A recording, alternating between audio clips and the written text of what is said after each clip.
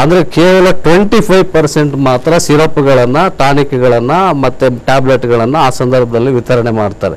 75% ಮಕ್ಕಳಿಗೆ ಯಾವುದೇ ರೀತಿಯ ಫ್ರೀ ಮೆಡಿಸಿನ್ ಅಲ್ಲಿ ಸಿಗೋದೇ ಇಲ್ಲ. ಹಂಗಾಗಿ ಹೆಲ್ತ್ ಚೆಕಪ್ ಕ್ಯಾಂಪ್ಸ್ ಇವತ್ತು name sake health checkup camps ಆಗಿ ನಡೀತಾ ಇದೆ. ಅದು ಬಹಳ ಪರಿಣಾಮಕಾರಿಯಾಗಿ ನಡೀತಾ ಇದೆ. ನಿಮ್ಮ ಹತ್ರ ಏನಂತ ಹೇಳಿದ್ರೆ, ಇವತ್ತು ಬೆಂಗಳೂರು BBMP ಕಮಿಷನರ್ ಹೇಳ್ತಾರೆ ಸಮಸ್ಯೆ ಇದೆ, ಆದರೆ ರಾಯಚೂರು ಗುಲ್ಬರ್ಗದಷ್ಟು ತೀವ್ರವಾಗಿಲ್ಲ ಅನ್ನೋ ಅವರು ಕಂಪ್ಯಾರಿಟಿವ್ ಒಂದಿತ್ತು ಕೊಡಕ್ಕೆ ಹೋಗ್ತಾರೆ. ಸೊ ಆದರೆ ಬೆಂಗಳೂರಿನಂತ ಒಂದು ಮಹಾನಗರದಲ್ಲಿ ಈ ಒಂದು ಸಮಸ್ಯೆಯನ್ನು ಹೀಗೆ ಬಿಟ್ಬಿಟ್ರೆ ಒಂದು ರೀತಿ ಅಲಾರಾಮಿಂಗ್ ಸಿಚುವೇಶನ್ ಇದು. ಇದೇ ರೀತಿ ಬಿಟ್ಬಿಟ್ರೆ ಸಮಸ್ಯೆ ತೀವ್ರತೆ ಎಷ್ಟು ಮಟ್ಟಿಗೆ ಗಂಭೀರ ಆಗ್ಬೋದು ಅಂತ. ಇಲ್ಲ, ಇದ್ರ ಪ್ರಾಬ್ಲಮ್ ಏನಾಗುತ್ತೆ ನೋಡಿ, ನಮಗೆ ಸಮಸ್ಯೆ ಇದು ದೊಡ್ಡ ಸಮಸ್ಯೆ ಇದ್ರೆ ಈ ಹುಡುಕೋದು ಎಲ್ಲಿ ಬಂತು? ಇಲ್ಲಿ ಸಮಸ್ಯೆ ಇದೆಯಾ ಅಂತ ಹುಡುಕೋದು ಯಾವಾಗ ಹೇಳಿ? ಇಲ್ಲೊಂದಿದೆ, 36 ಮಕ್ಕಳು ಉಳ್ಕೊಂಡಿದ್ದಾವೆ, 60 ಮಕ್ಕಳು ಉಳ್ಕೊಂಡಿದ್ದಾರೆ. ಅರ್ಧಕ್ಕರ್ಧ 6 ವರ್ಷದ ಮಕ್ಕಳಿಗೆ ಅಪೌಷ್ಟಿಕತೆ ಇದೆ, ಇದು ಸತ್ಯ.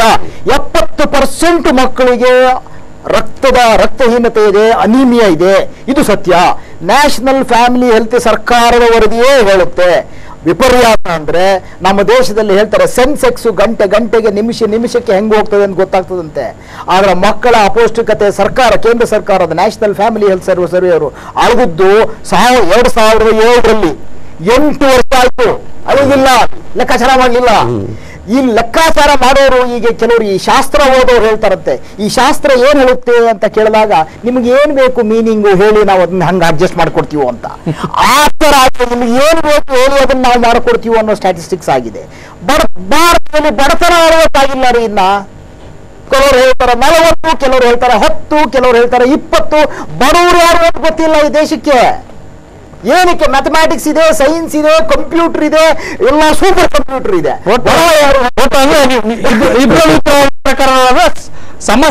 ಸಮಸ್ಯೆ ಗಂಭೀರತೆ ಅರಿಯುವಂತ ಒಂದು ಕಳಕಳಿನೂ ಇಲ್ಲ, ಅದೇ ರೀತಿ ಪ್ರಯತ್ನ ಆಗ್ತಾ ಇಲ್ಲ ಅಂತ ಮಾತನ್ನ ಹೇಳ್ತಾ ಇದ್ರೆ. ಅಪೌಷ್ಟಿಕತೆಯ ಸಮಸ್ಯೆ ಬಗ್ಗೆ ತಾವು ಬಂದು ನಮ್ಮ ಸ್ಟುಡಿಯೋದಲ್ಲಿ ಇಷ್ಟು ಜೊತೆಗೆ ಇಟ್ಕೊಂಡು ಬಹಳಷ್ಟು ಅಮೂಲ್ಯವಾದ ಮಾಹಿತಿಗಳನ್ನು ಕೊಟ್ಟಿದ್ರೆ.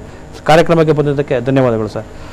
ನೋಡೋಣ ವೀಕ್ಷಕರೇ, ಅಪೌಷ್ಟಿಕತೆಯ ಸಮಸ್ಯೆ ಇವತ್ತು ದೇಶದ ಭವಿಷ್ಯವಾಗಿರುವಂತಹ ಒಂದು ಮಗುವಿನ ಬೆಳವಣಿಗೆಯನ್ನ ಎಷ್ಟು ಮಟ್ಟಿಗೆ ಕುಂಠಿತಗೊಳಿಸ್ತಾ ಇದೆ. ಈ ಒಂದು ಸಮಸ್ಯೆಯನ್ನ ನಿವಾರಿಸುವಂತಹ ನಿಟ್ಟಿನಲ್ಲಿ ಜವಾಬ್ದಾರಿಯನ್ನು ಮರಿಬೇಕಾದಂತ ಇಲಾಖೆಗಳು ಎಲ್ಲೋ ಒಂದ್ ಕಡೆ ಹೊಣೆಗೇಡಿತನವನ್ನ ತೋರ್ತಾ ಇದ್ದಾವೆ. ಒಬ್ಬರ ಜವಾಬ್ದಾರಿ ನುಡಿಸ್ಕೊಳ್ಳುವಂತ ಹಿನ್ನೆಲೆಯಲ್ಲಿ ಒಬ್ಬರ ಮೇಲೆ ಇನ್ನೊಬ್ರು ಬೊಟ್ಟು ಮಾಡಿ ತೋರಿಸೋ ಪ್ರಯತ್ನ ಆಗ್ತಿದೆ ಹೊರತು ಸಮಸ್ಯೆಯನ್ನು ನಿಜವಾಗಿಯೂ ಹರಿಯುವಂತ, ಅದ್ರ ಜೊತೆಗೆ ಸಮಸ್ಯೆಗೆ ಅಗತ್ಯವಾಗಿರುವಂತಹ ಚಿಕಿತ್ಸೆಯನ್ನು ಕೊಡುವಂತ ಪ್ರಯತ್ನ ಯಾರಿಂದಲೂ ಆಗ್ತಾ ಇಲ್ಲ ಅನ್ನೋದು ನಿಜಕ್ಕೂ ಬೇಸರದ ಸಂಗತಿ. ಇದು ಇವತ್ತಿನ ವಿಶೇಷವಾಗಿತ್ತು. ರಾಜಧಾನಿಯಲ್ಲಿ ನಾಳೆ ಮತ್ತೊಂದು ವಿಶೇಷದೊಂದಿಗೆ ನಿಮ್ಮ ಮುಂದೆ ಭೇಟಿ ಹಾಜರಾಗ್ತೇವೆ. ತಾಜಾ ಸುದ್ದಿಗಾಗಿ ನೋಡ್ತಾ ಇರಿ News 24.